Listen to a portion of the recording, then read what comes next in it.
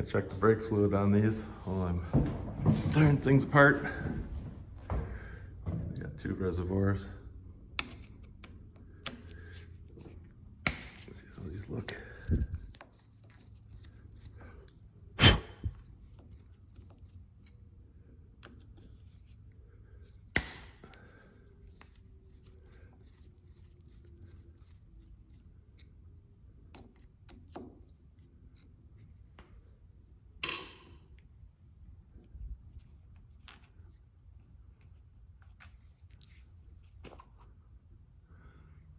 It's a little low, so I'll fill it up. I got some brake fluid down there.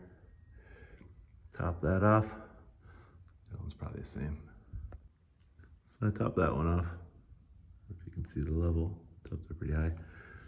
Squeeze the brake lever, see if any bubbles come out. I got just a couple little bubbles, but yeah, it's really stiff. Put this cover back on and do the same over there.